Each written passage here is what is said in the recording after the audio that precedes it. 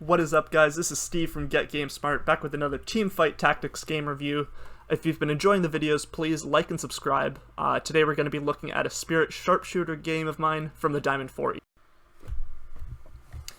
Alright, here we are in the VOD review for the Spirit Sharpshooter game.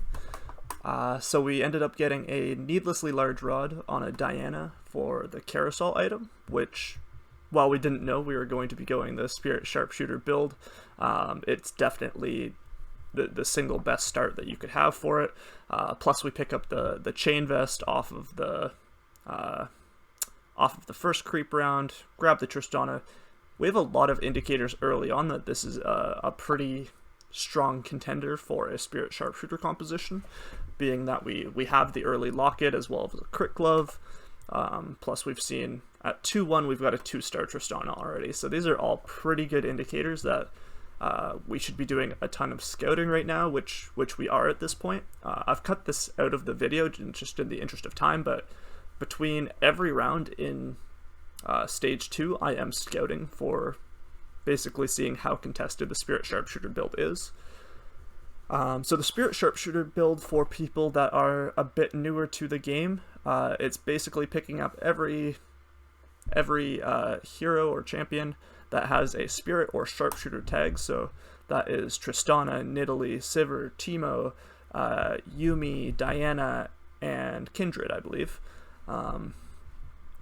And nothing else, and not leveling, not putting any gold towards leveling. It's just getting up to 50 economy as quickly as you can, and then rolling down for the units. So this is probably an example of hitting this build very, very hard, in that I already have 6 Dianas at 2-2, as well as a Locket slammed, a level 2 Tristana. Like, things are really lining up here for me quite favorably. And probably the hardest decision I have to make is whether I want to fit in, or how I'm going to fit in 4 Sharpshooter, or kind of recognizing that I'm not going to be able to get to 4 Sharpshooter very early on, given that I have to rock this this Diana with the Locket as well as the Chosen Diana. But not too shabby. Just having 3 2-star units at 2-1 or 2-2 here is pretty effective at dispatching early game compositions here. So this is not a build that usually is dominant early. In this game in particular, I was pretty fortunate in that I was A, running it uncontested, and B, I just hit it quite early on. Rather than, like, if you're looking to force this composition every game, you're just not gonna, it's not gonna look like this game, for example. And it's going to be a lot scarier during stages 2 and 3.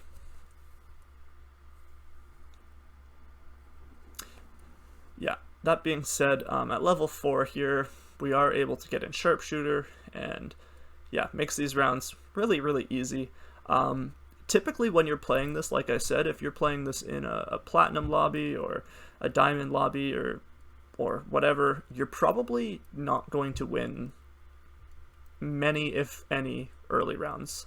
You will see that I am scouting here. I did leave that scouting in, which is good. I am scouting like that in between every round during stage 2 when I'm trying to play this build, because if you are trying to play this build and there are like 2+ people contesting you, then you're just not gonna finish in the top if you don't hit it harder than the other people, and that's like not a good probability that I like to gamble my LP on. From the carousel there, we're able to get probably the best item for us, which is the rod that's going to be going towards our second locket. But for now, it's actually on a Teemo, which is a super important unit to this build because it gives us both the Spirit and the Sharpshooter tag. So until we find another one, we're actually just going to keep that rod on the Teemo, and he'll do a bunch of work. He benefits from the magic ability power anyways. Yeah. Can't win them all, folks. Can't win them all. Actually, is Diana going to carry us here? This is a showdown with the Jacks. The stun does get... Oh, no. Unfortunately, not able to secure that with the Diana. Oh, well. This build's not really something you're expecting to win streak with anyways. But as far as the units go, we're very, very happy here. Again, you shouldn't really be tying up your gold with anything that isn't a spirit or a sharpshooter. It's all about getting to 50 econ as quickly as possible so that you can start that roll down process. So I typically am very anti-reroll, like reroll compositions in general. I don't know if you guys saw my VOD where I was going over how to stop griefing and playing better in the aggressive end of season meta. But I basically adamantly told you guys to avoid rerolls, and Spirit Sharpshooter is the exception to that, I think, especially when you hit it this hard, as we do here. But yeah, basically I normally say don't play rerolls, but this composition is really good. And the way you play rerolls is not leveling up at all, getting to 50 gold as quickly as possible, and then when you're at 50 gold, roll down to 50 gold. So for our super new players who aren't super familiar with econ and interest yet, after every round you get an extra gold for every additional 10 gold that you still have, and that caps at 5 gold, so 50 gold total. So if you have 4 gold or 40 gold like we have at the end of this round, we get an extra 4 gold at the end of start of next round. So it's really important to play around this 50 gold mark for that reason. So we do find another Teemo, so we're able to transfer over the rod onto our Diana. We're looking to stack as many lockets as we can in this build. Item priority in this build is basically locket. You need at least 2 in order to be successful with this build. Like, I don't think I've top 4'd with this build without having at least 2 lockets. The reason for that is you have no frontline. Anytime you're running a build with no frontline, whether that's the Spirit Sharpshooter reroll, which is this, or like the Akali Assassin build. Speaking of assassins, we just hit our 3-star Diana. This is a huge power spike, guys. At level 3-3, it is almost unheard of, and we're feeling really good. So not only does this obviously make the Diana stronger, but our locket is really strong now. So a locket on a 3-star unit gives a shield of 2250. It's 450 times 5. Yeah, 2250 health worth of shield coming from that locket item. If that's not value, I don't know what is. And yeah, it's really what makes up for this build not having a front line. So rather than all of your squishy units just getting absolutely one-tapped by everything on the opposing team, instead you're able to survive the initial burst, and then hey, the best offense is a good defense, or the opposite, I guess. But yeah, now we're in a very comfortable position after picking up that 3-star Diana as well. We pick up a magic resist off Carousel, plus the Lucky Lantern gives us a bow. We slam that onto a Runaan's on our Tristana.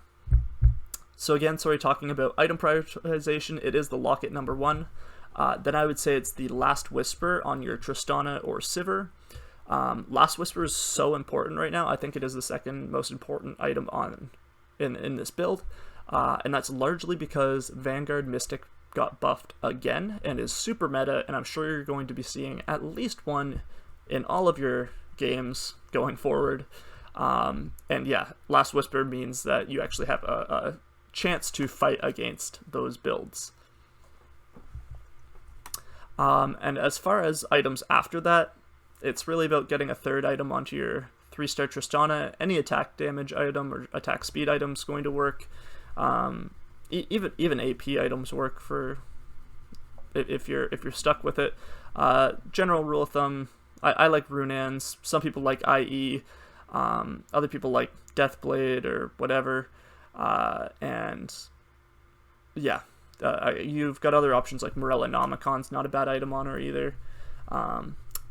But yeah, the 3rd item that I think you should be looking to get is a QSS or a GA on your Tristana, though. That's actually more important than the 2nd damage item is a defensive item. So again, priority for items would be Locket over Last Whisper over defensive item for Tristana. Yeah. And definitely aim to get at least 2 lockets in this build.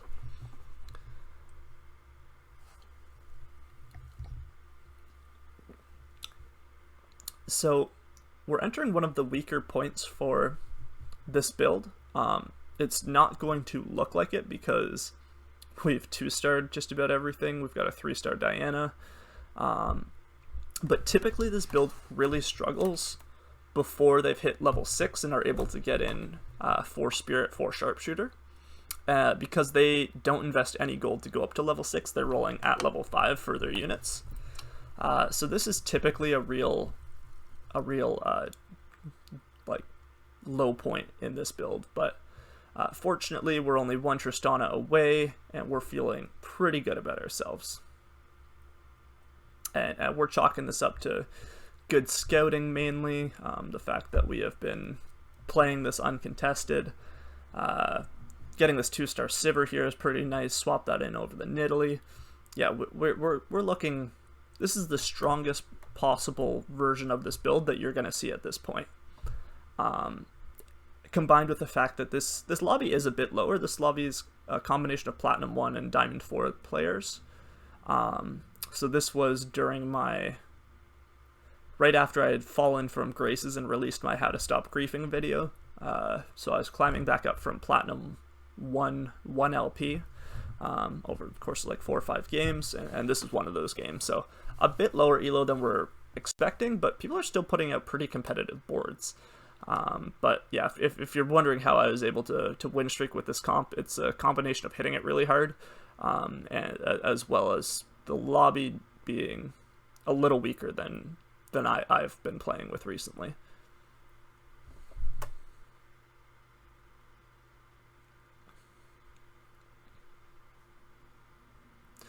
Yeah, still definitely boards that are beating us out there. That was a pretty scary assassin board, which is really popular in the meta.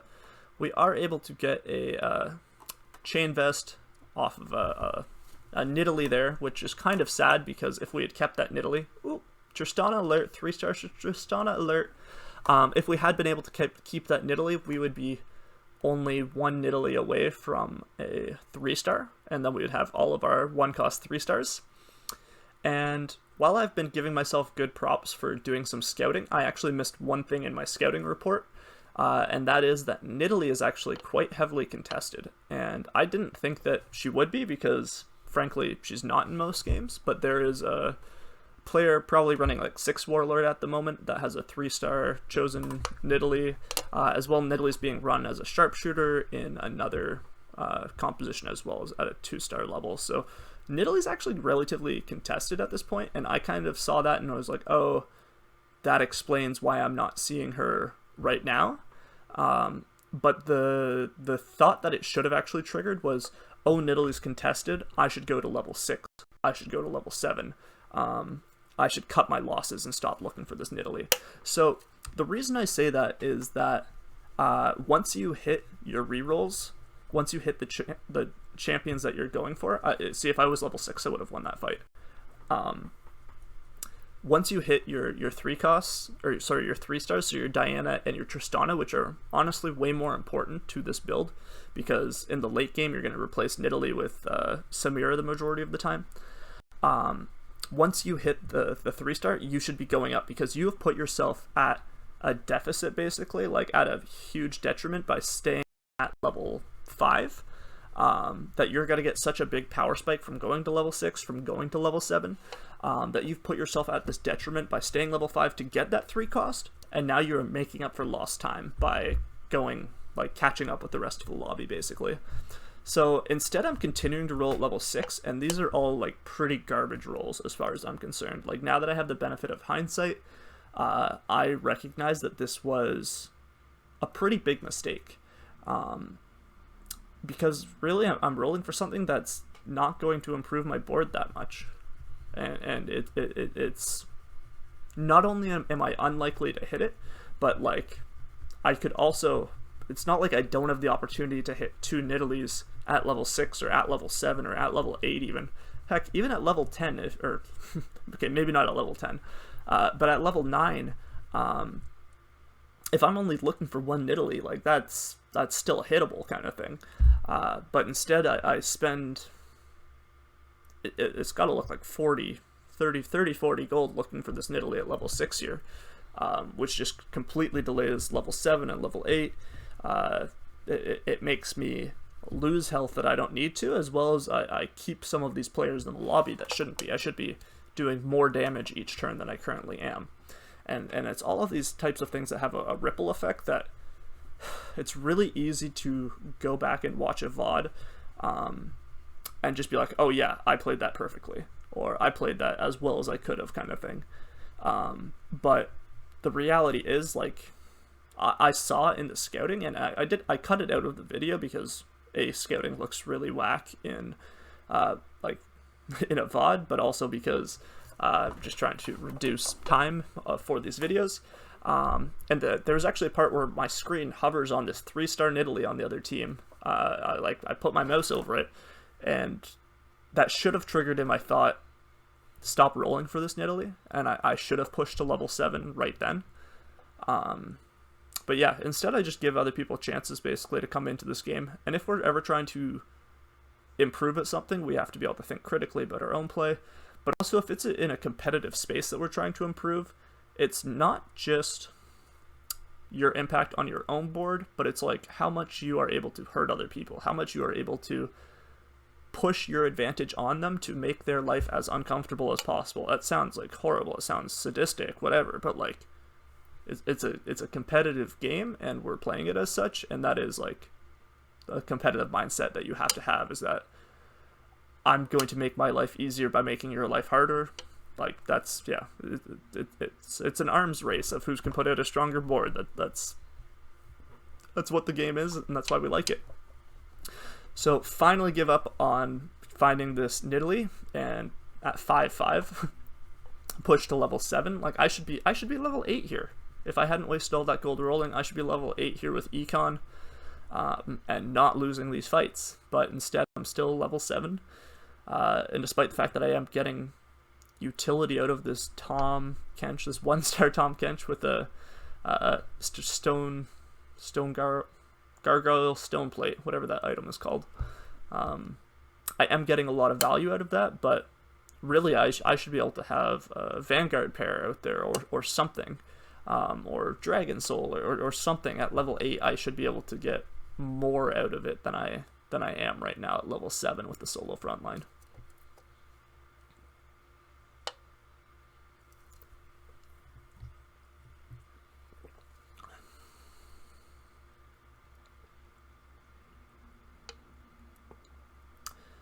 This was a pretty tight lobby, pretty competitive lobby. But yeah, you see how kind of silly it was rolling for that Nidalee when we've actually got a 3-star Sivir on the horizon instead, that we've hit largely at level 6 while rolling for the Nidalee.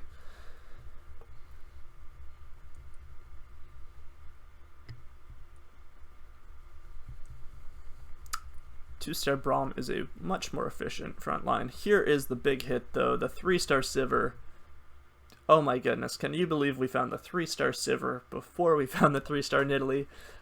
Little bit wild, guys, little bit wild. But that is really reassuring to me, because 3-star Sivir, guys, super, super good.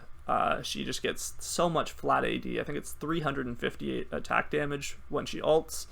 And she is suddenly doing comparable damage to my very itemized Tristana, and yeah, she's doing that raw, guys. She's doing it without any items. So we've just hit our late game power spike, if you will, but it gets even better than that, ladies and gentlemen, because we are also maybe not. Maybe that's as good as it gets. Just kidding. Spoilers alert, guys. But we do hit a few more of our outs here before this game wraps up. This game actually goes the distance. This game, I believe, goes into round 7. So anyone still here with me, please comment down below what you thought of the game, as well as what rank you're pushing for before the end of the set. I am currently up in Diamond 3, almost Diamond 2, and I'm hoping I might be able to squeak out Masters before the end of the set. Yeah, let me know what you're getting for before the season finishes up in the next few weeks here.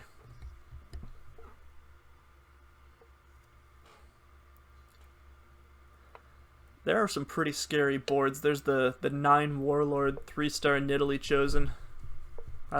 Absolute bane of my existence, this game. Not only is it a really scary board, but it really messed up the rhythm of my game. I think when I hit the Diana and Tristana early, I kind of clocked out and was like, well, I'm just going to 3-star everything and put it on YouTube. But you really do have to realize that when you're rolling for something that has a low chance of happening, you're taking a stupid bet. You're just making a bad decision. So yeah, it's not about 3-starring all of your units, guys. It is about making the right decision. The decision to go level 8 here, to put in the double Braum front line. We are feeling a lot tankier all of a sudden. And still no 3-star Nidalee. But that's okay, because we have a blue buffed Yuumi who does a ton of work. Yes. And we've already secured ourselves a top 2. Yeah, should have been more focused on this opposing board, but we do get a very good Zephyr off on the Nidalee 3-star Chosen, which is going to slow down her first spear by a ton. Her first spear then misses. Goodness gracious. But we still don't have enough to actually overcome this team. Uh-oh. It's looking pretty bad for us. Looking pretty bad for us.